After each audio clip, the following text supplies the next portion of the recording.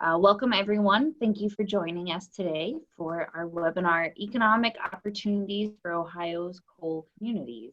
My name is Marissa Wattenheiser. I work as a program director with Rural Action in Tuscarawas County.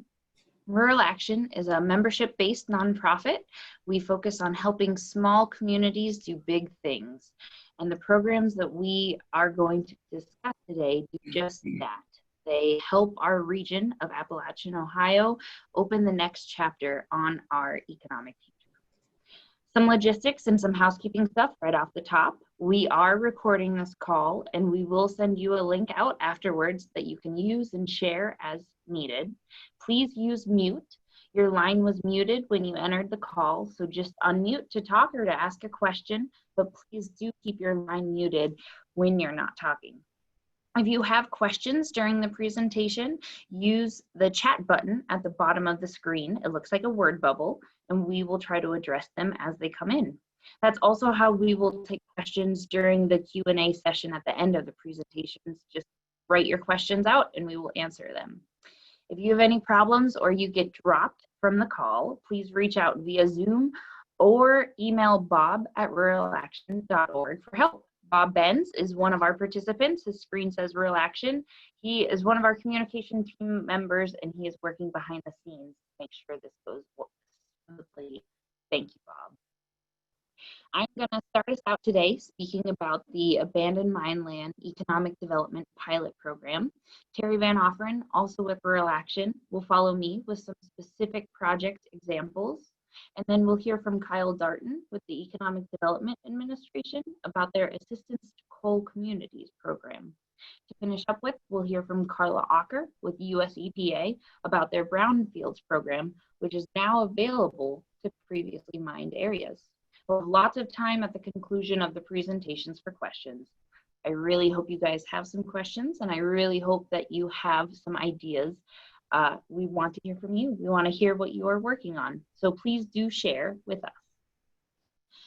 Today's first conversation, let's see if I can get my slides to progress. There we go.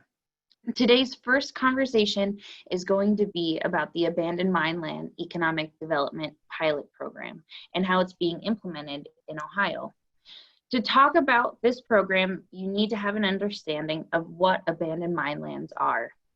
It's a technical term and it refers to any site where coal was extracted before August 3rd of 1977.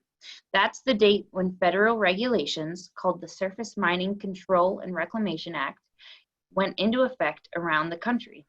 You can see on this map where all of the AML areas in Ohio are scattered across the eastern portion of the state, touching about 30 of our counties. Abandoned mine lands can pose serious threats to the health and safety of people who live near them, with things like dangerous high walls, landslides, deep mine subsidences, among other hazards happening. And they also can harm the environment too, with extra sedimentation in streams and acid mine drainage, adding pollution. The AML Economic Development Pilot Program was created by Congress in federal fiscal year 2016 to help diversify the region's economy in response to the dramatic downturn in the coal industry. It is a program of the Office of Surface Mining, Reclamation, and Enforcement under the Department of Interior. It is administered in each state separately, and in our state locally, it is administered by the Ohio Department of Natural Resources, Division of Mineral Resources Management. Ohio has received 3 years of funding for AML pilot, resulting in many successful projects in various stages of development. All of the projects need to show 2 things: that an abandoned mine land feature, like a high wall or a possible subsidence, is being remediated, and that the community around the problem area will receive an economic benefit resulting from that project. This nexus between abandoned mine lands and economic development is what makes this program unique. Terry Van Offeren is now going to walk us through a few examples of projects that are in development that the Office of Surface Mining, Reclamation, and Enforcement, and that ODNR, DMRM, and Rural Action have been working on in conjunction with community partners. Terry, take it away. I'll mute myself. Thank you, Marissa. So we're going to begin by talking about the Wellston Recreation Complex. As most of you know, especially if you have children, youth sports travel continues to grow and is becoming an increasingly important element in some local economies. The local project champion in this case was Make Wellston Beautiful Incorporated, and it realized this potential in the danger associated with surface mining water impoundments that border the complex. And their planning and commitment for enhancing the recreation complex moved this project forward.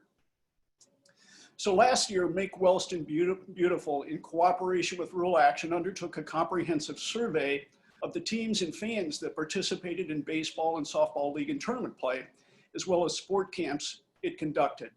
It gathered information on the number of fans and players, where they lived, where they stayed overnight, and what their expenditures were. At the same time, the organization developed a conceptual enhancement plan for the park that included elimination of a portion of the dangerous water impoundments, an additional ball field, a regulation soccer field, enlarged parking and field lighting. It then established a conceptual schedule for additional tournaments, sport camps, and a fall league. It determined total participation would reasonably increase from 6,364 in 2019 to 16,460 once the park's enhancements are completed. So an economic analysis indicated that the complete facility will spur $826,000 in economic impact annually and will support just over 9 jobs. So the project was approved by both OSM and the DMRM, and actually will be bid this construction season.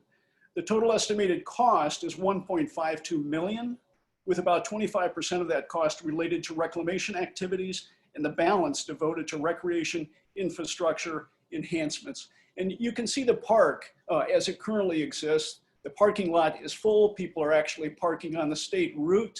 And you can see the abandoned mine land impoundments that border the outfield area of the baseball fields. We can go to the next one now, Marissa. Do you want to go to Moonville? That is, I think that's the slide we're on now. Yep. Okay, so the next project that I'm going to discuss is another recreation project called the Moonville Rail Trail Pilot Project. And as I kind of alluded to earlier, recreational tourism is an important economic factor in Ohio's Appalachian region due to its unique and diverse natural, historical, and cultural resources. These regional resources already attract 10,000 visitors to small sections of the 12.2-mile-long Moonville Rail Trail annually. It's 2 historic tunnels. It lies within the Zaleski State Forest. It has a backpack trail and equestrian trails in that state forest. And it's also adjacent to Lake Hope State Park and some private recreational amenities. So the trail right-of-way is owned by the Moonville Trail Association, which has been making improvements to the trail for nearly 20 years. Unfortunately, access to the full trail is not possible because bridges at stream crossings were removed by the previous owner. There's also a deep mine complex adjacent to the trail with 8 mine openings that present a danger to those exploring along the backpack trail in the state forest. So DMRM was able to gain approval from OSM to replace 7 bridges, to improve the trail's surface where necessary, and to safeguard the open deep mine entrances at a total cost of $1.15 million. Now, coincidentally, the pre-bid meeting was yesterday on this particular project. So separately then, the Trail Association is acquiring $500,000 in additional funding to replace 3 more bridges, which will connect all portions of the 12.2 miles of trail. It previously expended $370,000 for other trail improvements and property acquisition. This particular photo shows the trail that's going to be worked on in green. That's a portion of the trail, and really only I believe only 4.1 miles of that trail. The circles in purple with the crosses in the middle are the location of the bridges that will be placed under this project. And north of the trail, really in the middle of the photograph, you can see the deep mine complex and the mine openings that will be safeguarded, either with bat gates or completely sealed. So completion of the Moonville Rail Trail, along with a planned 4-mile section east of its current terminus, will connect it to a regional trail system, including the 88-mile Bailey's Mountain Bike Trail on the Wayne National Forest, which is in its second construction phase and partially funded with pilot program funding.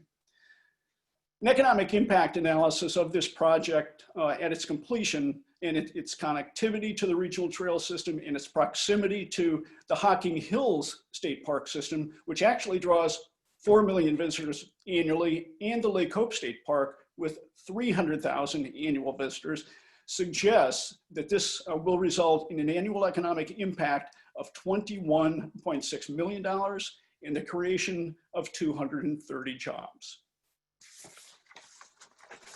And now we'll go on to the D.O. Hall Business Park. So this is a more traditional pilot project, an economic development project that was completed with pilot funding in 2019. Now, the project was undertaken at an established business park on an undeveloped 9-acre parcel of that park. Portions of the parcel had been surface mined as well as undermined, with the presence of the deep mine exposing part of the parcel to deep mine subsidence. So although numerous businesses had expressed interest in the parcel, according to the Community Improvement Corporation, which runs the park, the risk of subsidence and the cost of abating that risk deterred development on it. So based on the level of development interest and the job creation and the capital investment made on 5 other parcels in the business park, the DMRM acquired pilot funding and completed the design and construction phases of the project. And it involved stabilizing 2.7 acres by drilling into and grouting deep mine voids at a cost of a little over $954,000. So you can see the crosshatch here where the deep mine actually is in the northwest corner, upper right corner of this picture. And you can see the actual project location. Again, 2.7 acres were stabilized, and the CIC is now seeking out interested companies that will come in and actually develop this particular parcel. Next. Okay, the last example I want to talk about today is True Pigments, LLC. And really, this is the most innovative pilot project undertaken in Ohio thus far. Its development has primarily been undertaken between Ohio University and Rural Action. The project will involve a biochemical treatment process for the largest acid mine drainage discharge in Ohio, which is discharging high iron and low pH water at 1,000 gallons per minute into Sunday Creek. That renders it little biological life.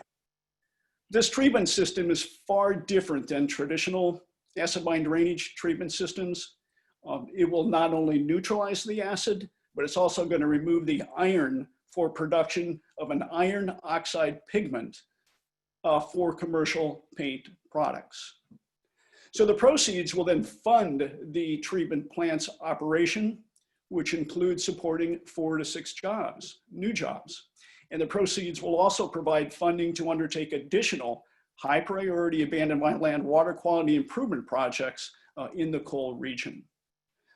So the budget for the final design, property acquisition, site development, construction of the treatment plant, and initial operation is almost $7.5 million, with nearly $3.5 million being derived from pilot. So additional funding is being acquired from the Ohio EPA, private foundations, and debt capital. And here's a picture of that 1,000 gallon per minute discharge that's flowing into Sunday Creek. This will be captured, treated, and a product, again, will be generated from this treatment operation. So Rural Action owns the property, is arranging the financing for remaining plant costs, and formed a business, True Pigments LLC, that will operate the plant.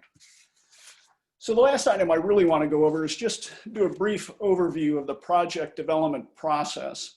But before I do that, I want to briefly review, well, before I review the project development process, I want to mention that ODNR, DMRM, has a rolling grant process for pilot. There's no application deadline, but you should know that pilot program funding is dependent upon an annual congressional appropriation to the Office of Surface Mining for this specific program. I believe its appropriation has been made for 4 years now. So again, it's dependent upon that annual appropriation. So if you coordinate with Rural Action for this project development process, for that initial project vetting and that evaluation, we're going to include a discussion about the following. So be prepared to think about this as we engage in the initial vetting process. So what is the site's mining history? And what are the site's existing conditions? What is the reclamation and economic and community development connection? Is the proposed project likely or reasonably likely to achieve positive economic and community development outcomes? Has public engagement been undertaken regarding the proposed project? And is the proposed project part of an area's economic development strategy or other economic and community development planning process? So those are some of the initial questions that we're going to review in that very preliminary vetting process. So if it passes muster at that point, then a site visit is going to be conducted with the DMRM to review the project. And if it deems the project as plausible, then an economic impact assessment will be completed, a conceptual design plan done, and that information will be submitted to the Office of Surface Mining by DMRM for OSM's initial review. So if that concept is approved by OSM, then the DMRM will actually turn around and finalize the design and cost estimate and submit a final project application to OSM and then await on an authorization to proceed if it then approves that second look. So upon issuance of that authorization to proceed by OSM, the DMRM will then bid and construct the project. In the vast majority of cases, it will bid and construct the project. And then long-term, if you're a local partner, well, you're going to be responsible for monitoring and reporting on completed project benefits, economic benefits, to the DMRM, which in turn then has to report that to OSM, which in turn reports that to Congress. So that concludes my presentation. Thank you, Terry. Please go ahead, use the chat function to share any questions that you may have about the AML pilot program. We'll address all questions at the conclusion of the following two presentations, but it's fine to go ahead and share them now. Kyle, it is all yours. I'm going to, yep, I stopped screen share, so go ahead and request that function and you can walk through the presentation.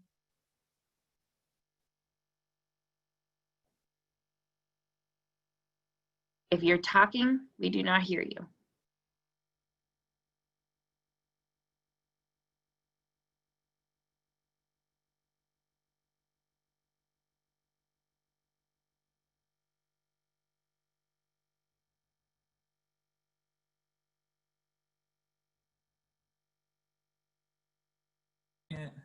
Can you hear me now? All right, excellent. Sorry about that. Having some computer glitches, of course, as I'm trying to do this. That's how these things just seem to work on occasion. But anyway, my name is Kyle Darden. I'm with the Economic Development Administration. I wanted to give you some information today on both our assistance to coal communities, which I'll primarily focus on along with some examples of that program, but also wanted to mention our CARES Act, which is a funding source that was recently made available in response to the COVID-19 pandemic that a lot of people have interest in, and there's a lot of overlap too, just between our core programs in general. So I wanted to make sure to mention that as well. So let's just get started here. As far as EDA, we provide strategic investments on a competitive merit basis to support economic development, foster job creation, and attract private investment in economically distressed areas. That private investment piece I will continue to hammer away at. Our projects, one of the main competitive pieces associated with them is job creation, job retention, and private sector investment. So always be thinking about that in terms of EDA projects. We solicit applications from applicants in order to provide investments that support construction, non-construction planning, technical assistance, as well as revolving loan fund projects under our Public Works program and the Economic Adjustment Assistance Program. And that Economic Adjustment Assistance Program is the key program where our Assistance to Coal Communities program lies. So making note of that as well, that's the specific program that you're likely most interested in with us. It's also our most flexible program. As far as EDA goes, grants and cooperative agreements made under these programs are designed to leverage existing regional assets, support the implementation of economic development strategies, and also have creative approaches to advance economic prosperity in distressed communities, including those negatively impacted by changes in the coal economy. So without further ado, I do want to dive into our Assistance to Coal Communities program. For this program, which we term ACC as the acronym, prioritize implementation projects that are going to produce multiple economic and workforce development outcomes, such as promoting rapid regional economic growth and diversification, new job creation, and reemployment opportunities for displaced coal economy workers. For that displacement piece, what we typically look for is job loss information and data going back 15 years. The best way to demonstrate that seems to be through providing warn notices, closure letters, and things like newspaper articles to justify those closures. And that can be utilized as the backbone for the distress piece associated with the project to justify the project and how it's going to impact your region. Also, these are specifically identified under local and regional economic development plans that have been collaboratively produced by diverse local and regional stakeholders. That is to say that most of our projects involve a comprehensive economic development strategy for our region. Luckily for the Appalachian region, there's a lot of good coverage there. We have economic development district partners in OVRDC, Buckeye Hills, Omega, as well as Eastgate, kind of along the whole eastern and southern part of the state. So a lot of times we rely on those plans for that piece associated with the projects. As far as assistance to coal communities and projects, we look for them to respond to the following principles: collaborative partnerships, economic and workforce development integration, high quality jobs and worker advancement, and multi-jurisdictional project impact. That is to say, essentially, that the larger economic development impact you're going to have at a more regional scale that's going to impact more stakeholders is going to be the best fit for our programming and going to be the most competitive for funding. So those are just some themes, though, to keep in mind as you identify potential projects. So these projects can include a variety of types of projects. At the general level, we're looking for things that create new businesses and, again, promote job creation. That can be implementation of diversification strategies that affect workers and businesses, strengthening emerging industry clusters or existing clusters, developing business incubator programming, as well as incorporating some broadband services that directly focus on your corridors that are economic development focused, including, like, again, job creation and job retention. We do not participate in residential broadband. It's just sort of out of our legislative rules and regulations and requirements for EDA. And that said, too, we can also work on economic development diversification on the strategy side in accordance with SEDS criteria for those comprehensive strategies for the regions. So I just want to now jump into a couple of project examples. We did a project with Ohio University and the Ohio Valley Regional Development Commission. The EDA grant was for around $1.6 million. And these investments funded a regional collaboration between Ohio University's Voinovich School of Leadership, along with the district, to create the Building Opportunities Beyond Coal Accelerating Transition, which translates to Bobcat network. This network is going to support workforce development, cluster expansion, opportunity zone enhancement, and identify infrastructure investments needed to access local, national, and global markets. Completion of the project is going to lead to job creation and serve as a catalyst for economic development in Southern Ohio communities that have been impacted by the decline in the coal industry. The main focus of this was the Ohio Valley Regional Development Commission's region in general, but also a specific focus on Adams, Scioto, and Lawrence counties for some specific project development, as well as what we call recovery coordination, which is essentially capacity building and facilitation of economic development activities within the region. So that's more of, this is an example of a non-construction project with EDA that's more focused on the strategy side and capacity building and planning, things like that. So next up, we've got the Shawnee State University Cricker Innovation Lab. This is in Portsmouth, Ohio. The EDA grant for this project was $2.8 million approximately. It's going to fund the construction of the Shawnee State Cricker Innovation Hub to serve as an innovation accelerator designed to facilitate job creation and encourage entrepreneurship by providing access to information and funding that's going to allow small businesses to grow and also attract new businesses to the market. The center is going to help promote community engagement and partnerships to support the educational, economic, and cultural development throughout the area. Additionally, the project is going to encourage economic diversification and entrepreneurial development opportunities for communities across the region. They're anticipating a job creation element of 200 jobs over the course of the projected project period. They plan to save 40 jobs and anticipate $42 million in private investment associated with this project. So this is an example of a sort of an incubator accelerator project with EDA. For these types of projects, we do require a feasibility study along with a management plan and financial plan to justify them for the infrastructure improvements.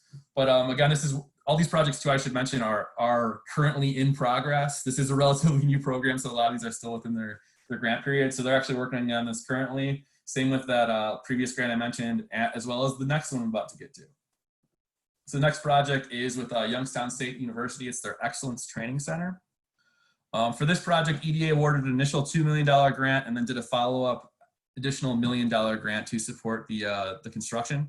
Essentially, it's going to be a renovation and construction of their high bay advanced manufacturing and training space for this Excellence Center in Youngstown, Ohio. It's going to create a space for advanced manufacturing training, institutional as well as general use. They're going to train displaced and disadvantaged workers on the most modern advanced manufacturing equipment available to support the needs of highly skilled workers and local businesses. The investment is, the upgrade piece is going to improve the building security, provide HVAC and fire suppression systems along with external improvements to advance the state-of-the-art manufacturing training facility. For this project, they anticipate creating 95 jobs, they anticipate retaining 93 jobs, and they also anticipate about 15 million in private investment. And as far as those numbers go too, we asked that applicants basically project out job creation, job retention, and private investment over the course of 10 years.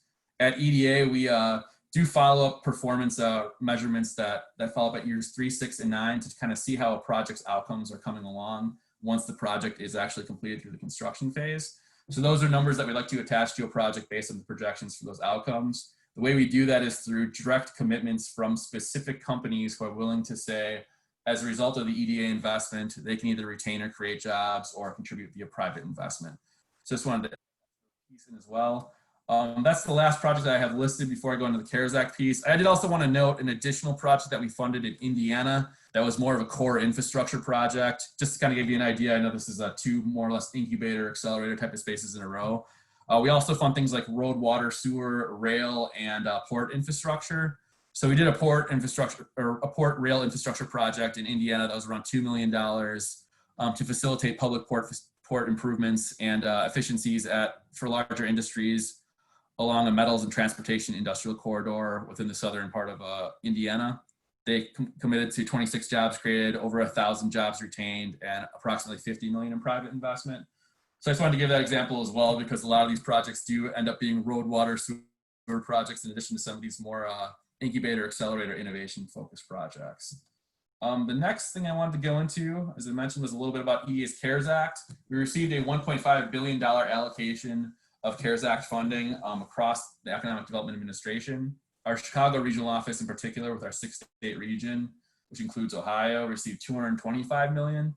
Around half of that went to our non-competitive grants that are associated with our development districts, which I mentioned, as well as existing RLF partners and university center partners, which for Ohio is Bowling Green State University and Ohio University. But for the rest of it, we are accepting applications on a competitive basis for the same types of projects I've been going over here, things like road, water, sewer, rail and port infrastructure associated with job creation and private investment, as well as things like incubators, accelerators, co-working spaces, maker spaces, and entrepreneurship centers. Again, associated with both like the construction of those types of facilities along with specialized equipment as well. So keep that in mind as far as the specific types of projects we look for. As far as this CARES Act recovery assistance goes, it's going to be administered again under this economic adjustment assistance program I mentioned, which is our core, most flexible program out of the regional office. We're looking to support a wide range of activities within communities that are experiencing severe economic dislocations as a result of the coronavirus. So some examples of these projects, again, you're going to see they fall along a lot of the themes that we've been discussing previously. The main thing here that we're looking for is not necessarily that your project is in like direct response to the coronavirus. We're thinking more along the terms of like long-term economic recovery as a result of the coronavirus and ways to facilitate that, which sounds a lot like long-term economic recovery due to impact of within coal communities. So that's why I say there is a lot of overlap here between the two programs. Most likely a project that is eligible for one is likely going to be eligible for another. So we just ask that potential applicants include narratives that address both of those ideas and have a nexus to both of those distress elements, because there is eligibility there that essentially makes your project eligible for both of those funding sources, which is an advantage that not every place has. So as far as eligibility, I kind of went over this a little bit, but I mentioned that it's special need. We currently have blanket eligibility across the nation. So it's an easy special need case to make. But we do, again, want you to sort of talk about specifically how your project is in direct response to economic resiliency and recovery associated with coronavirus impacts. Eligible applicants here include the same eligible applicants to our regular programs. It's units of government, district organizations, nonprofits, colleges and universities, as well as tribes. And how to apply to EDA, and again, this is for both the Assistance to Coal Communities program, our regular programming, as well as the COVID-19 pandemic programming. If you go to eda.gov funding opportunities, it'll give you an overview of the type of programs we offer. I put up here the investment priorities. That'll give you sort of an idea of the types of themes and economic development kind of areas that EDA works within. Our typical kind of traditional approach is working within, I would say, like industrial and manufacturing growth. Because of the sort of direct, high quality, full-time living wage positions that are provided by those jobs, we do have a harder time in sectors that are either more seasonal or less permanent or part-time that don't provide those high quality living wage jobs that are permanent. So just keep that in mind as you think about sort of the types of economic development that might be a good fit for EDA. As far as specific project development, once you have a chance to kind of take a look at some of our programming and what we have available, the next step is to develop your project idea. This can just be like a 1 or 2 page sort of summary of like what your potential scope is, a budget is, and what you see some of the economic impacts will be. At that point, that's a good time to contact me to discuss your project and your idea. Happy to provide feedback, walk you through sort of what pieces are a good fit for EDA, what other federal resources might be available. We can discuss things like your match funding, as well as, again, sort of how it fits within the programs and what to target as far as resources that are available. And if you do want to take a look at the specific application materials and preview what those look like, I have that link at the bottom there that'll take you right to the application page for EDA. It also includes in there, there's a number of tabs. One's the related documents tab. That's where you can see the notice of funding opportunity for EDA. That'll give you sort of the narrative version of our rules and requirements. Really good resource to take a look at before you start putting together an EDA project. It's about 50 pages long, which is kind of a long read. But within there, I think there's some good information, and take you about 15 minutes to get through it. And that'll help inform your project development. And again, it'll give you a chance to preview the application materials. But I think that's all I have. So happy to answer any questions as we move along. And thanks for your time.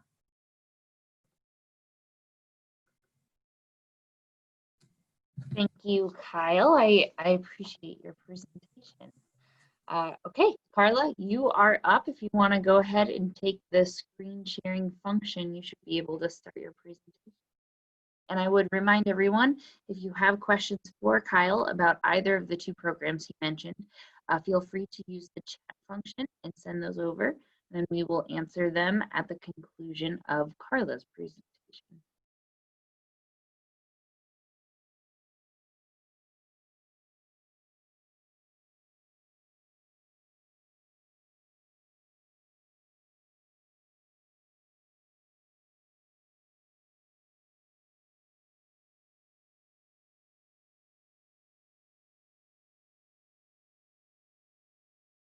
Carla, let us know if you are having issues with the screen share function.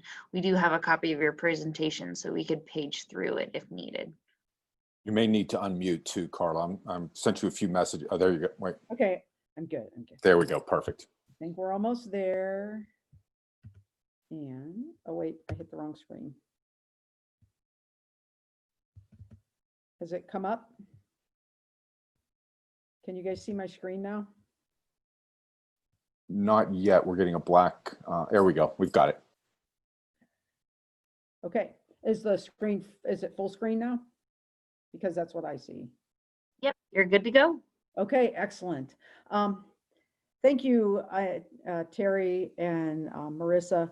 As I was listening to the earlier presentations, I was kind of thinking about how our Brownfields grants can dovetail with the EDA program and with the mine pilot program. And so as I'm going through my presentation, I'll try to point the ways where our programs can be leveraged against each other. US EPA offers brownfields cleanup assessment, revolving loan, multi-purpose, targeted brownfields assessment grants, and job training grants. For the audience today, the grants that I have highlighted in yellow are the ones that I think are most pertinent. So those are the ones I provided information on. First off, let's start out, who's eligible to receive brownfields grants? Tribes, governmental entities, quasi-governmental entities, for instance, land banks, and nonprofits.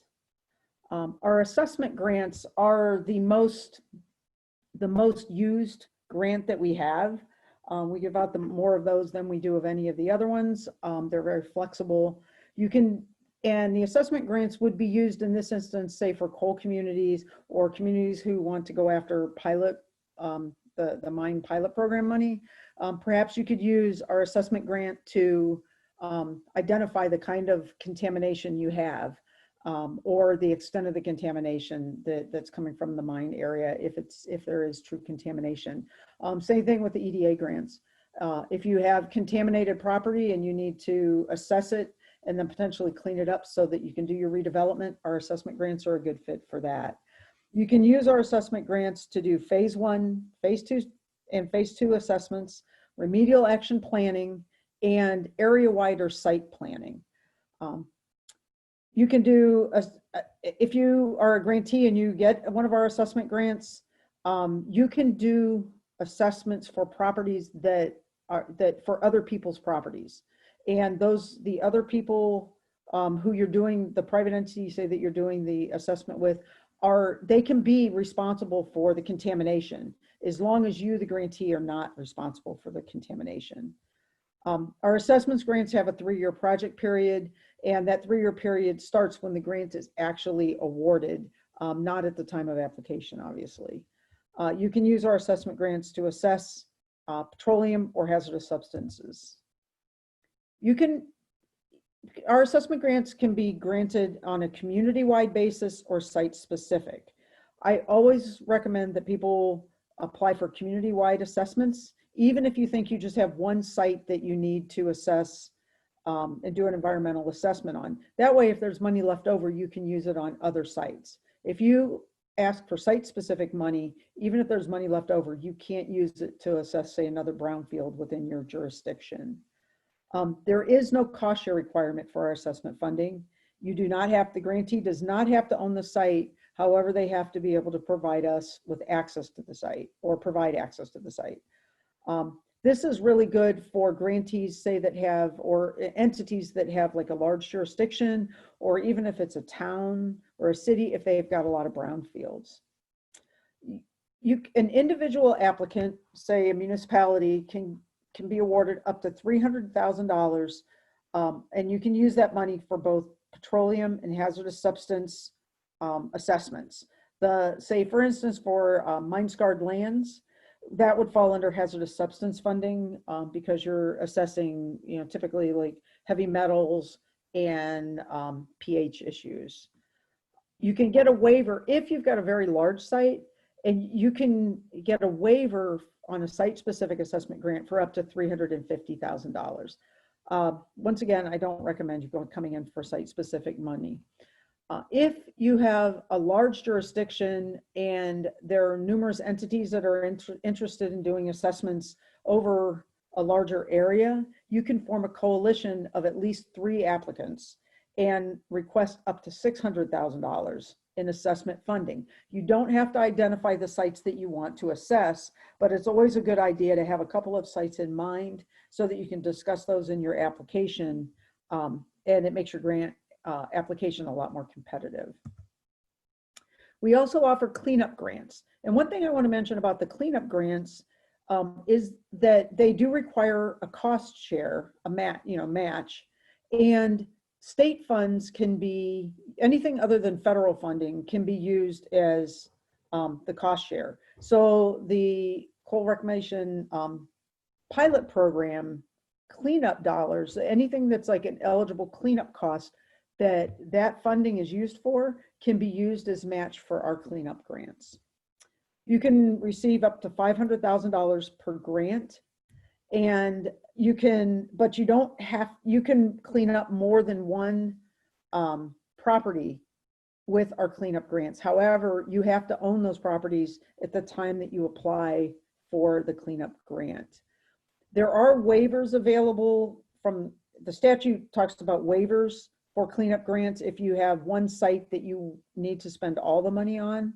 And the waivers will allow us to grant up to $650,000.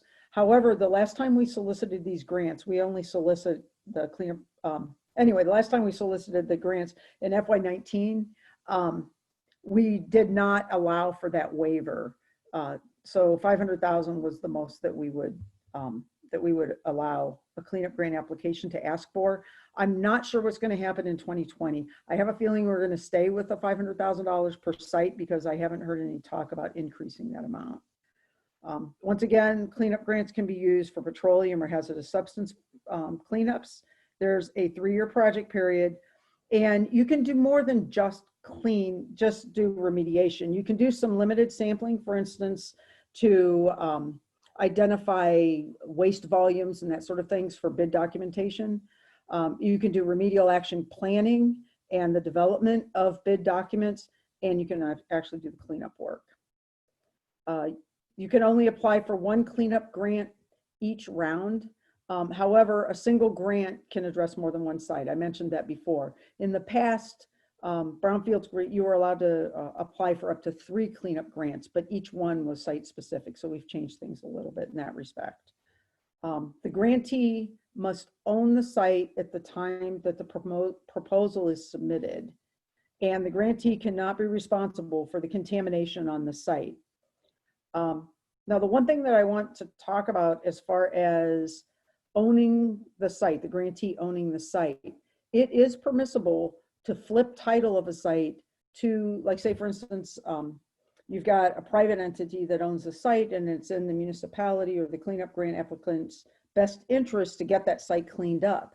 If that private individual wants to flip that property to an eligible entity so that the site can be cleaned up using cleanup funding, and then at the end of the cleanup grant, the eligible entity, grantee, flips that site back to the private owner, that's okay. As far as not being responsible for the contamination, make sure that you do that. If you're a nonprofit or quasi-governmental entity, that you do a phase 1 assessment before you acquire the property. For governmental entities, and I'm not going to dwell on this, but for governmental entities, there's different site eligibility. We have more leniency on what makes you considered a responsible party for under CERCLA, under Superfund law, which is the law that funds our brownfields cleanup. So I'm just going to just leave this slide for you to look at on your own. And if you have questions, you can just give me a call, just for the sake of time. Couple of things to note.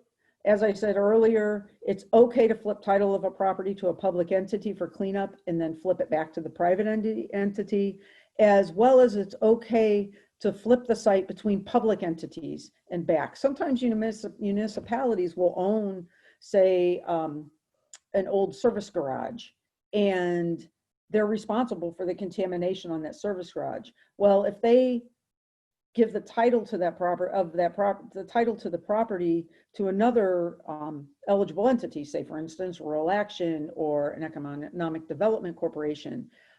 That new owner can then, as long as they've done their phase 1 assessment, is eligible to apply for a cleanup grant. Now there's a 20% cost share on the cleanup grants. So if you would apply for, say, just a $200,000 grant, there'd be a $40,000 cost share. And there's a reason, you'll see on the next slide when I talk about the multi-purpose grants, there's a reason why I'm noting the $40,000 cost share and for a $200,000 grant and $100,000 cost share for a $500,000 grant. Our multi-purpose grants are our most flexible grants. And you can use those to carry out, to do like a brownfields inventory, to characterize sites, including abandoned mine lands. You can do assessment, you can do planning or remediation at one or more sites, but you have to identify a target area. So it's best to have like a catalyst site in the area and then other brownfields as well. You can get up to $1 million for these multi-purpose grants, but we capped them last year at 800,000, just because of the limited funding that we had. They have a longer performance period because they're a much more complicated grant or more versatile grant. And the cost share, this is the point, going back to the cost share on the previous slide, the cost share is only $40,000. If you get an $800,000 grant and spend $600,000 of that on cleanup, and you only have a $40,000 cost share, you're down between 5 and 10% cost share as opposed to 20%, because we have a structured $40,000 flat cost share on this one. And once again, the pilot program funding can be used as match for our multi-purpose grants as well as cleanup. The applicant must propose a plan to remediate at least one or more sites within the proposed area, the target area. And you must be able to demonstrate that you have the capacity or like the manpower to be able to implement the grant and to manage the grant from an administrative standpoint, do the quarterly reports and that sort of thing. And the entity must own at least one site that needs to be remediated at the time that they apply for the grant. That's another difference between the multi-purpose grant and the cleanup grants. Cleanup grants, you have to identify all your sites, and the multi-purpose grant, you don't. You need to identify and own just one site. 70% of the multi-purpose grant award has to go to site assessments, cleanups, and associated activities, which means you can spend no more than like 30% for inventorying properties, and the time it takes, say, to do the reporting and that sort of thing on the grant. And you must complete at least one cleanup at a minimum cost of $200,000, which is why 20% of $200,000 is $40,000, which is why we set the cost share at only $40,000. You must complete at least one phase 2 assessment and do one revitalization plan, either for a site or for the proposed target area at large. You don't have to own the sites that are going to be, that you're going to be doing environmental assessments on, although you do have to own the sites that you're going to clean up. Here's the information on when we're going to solicit grant applications. We anticipate having the guidelines released in late August with applications due by late October. And at the bottom is my contact information.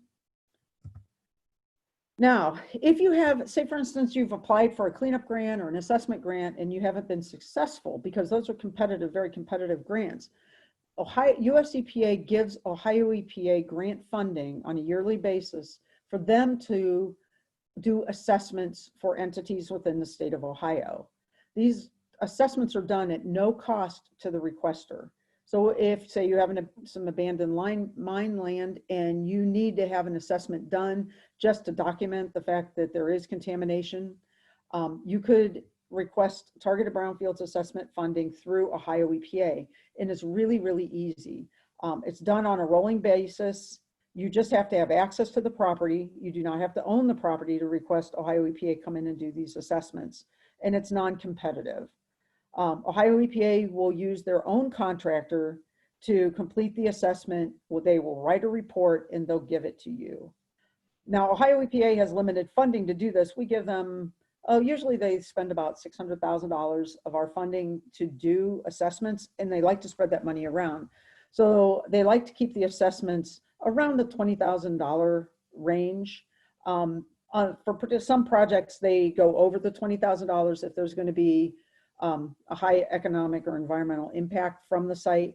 So, and, you know, like for instance, if you're going to be trying to set a site up to put in an application for the pilot program, and we see that they see that their money is going to be leveraged for a larger project, a lot of times they'll go over that $20,000 limit.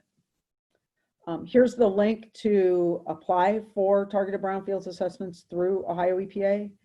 And here's the primary contact's a guy named Dan Choker, and here's his phone number and his email. I suggest you contact him through email because Ohio EPA right now is working remotely, and Dan then he checks his voicemail, but email is always the most reliable way to get a hold of him right now. And then this is one project. I was asked to come up with a project that we've done in rural Ohio, and this is one of my very, very favorite projects.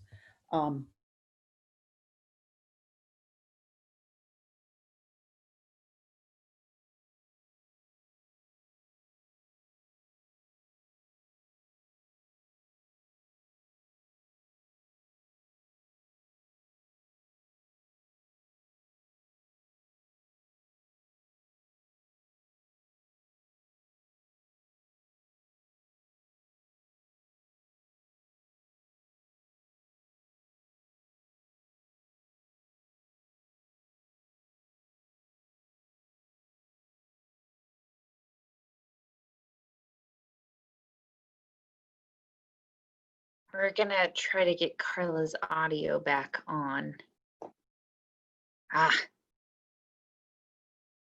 Looks like we lost her overall.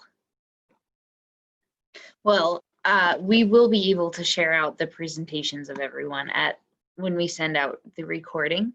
So I'm sure that you will be able to see that information on that last slide about the case study in rural Ohio. From what she explained to me, they were able to take a old school that had been abandoned for quite a few years, and a community nonprofit now operates it as a homeless shelter, which is a pretty neat reuse of a area. That concludes our presentations for the webinar. I do want to open it up. If anyone who is on has any questions, you can either chat them in the chat box, or you can unmute yourselves and just speak them audibly to us. You should have that ability to do that now. So does anyone have any questions, or does anyone have any projects that they would like to shoot out to Kyle or Terry or I or Carla when she gets back on?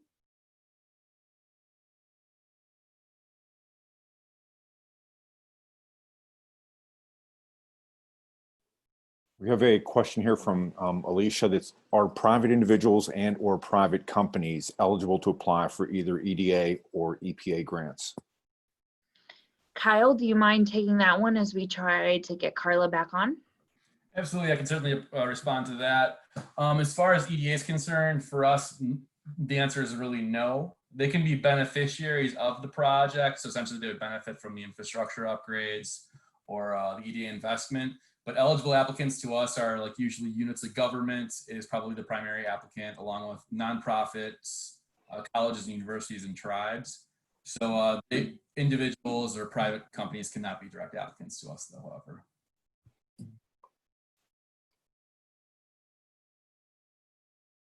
And I know we will try to connect you, Alicia, with Carla for the answer on the EPA side of things. Are there any other questions?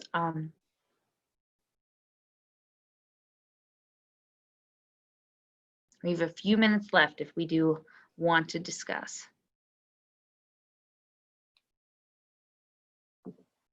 Okay, we will not take up any more of your afternoon. We will try to get wrapped up. As a reminder, this was recorded, so we will email all of the registered participants and they can get a link to this where they can view it or share it as needed. And we will also share out our contact information of not only Rail Action staff, but of our EPA and EDA partners. So you can reach out to each of us individually if you have questions or interest in the programs that we discussed. As a reminder, Rural Action is committed to working with communities of all sizes to help make innovative projects happen. I encourage you to check out our website at www.ruralaction.org, or you can follow us on social media. And all of this work is being done in conjunction with a multi-state group of organizations working on embracing innovative reuse ideas for abandoned mine land sites, the Reclaiming Appalachia Coalition. We have a great website with reports, case studies, and project examples from multiple states. You can find that at reclaimingappalachia.org. Thank you for your time today, and thank you to Terry, Kyle, and Carla for joining us and for sharing their programs with us. We hope to hear from you with your project ideas. And thank you for all of the work that each of you are already doing for your communities and for our residents. Have a good day. Thank you.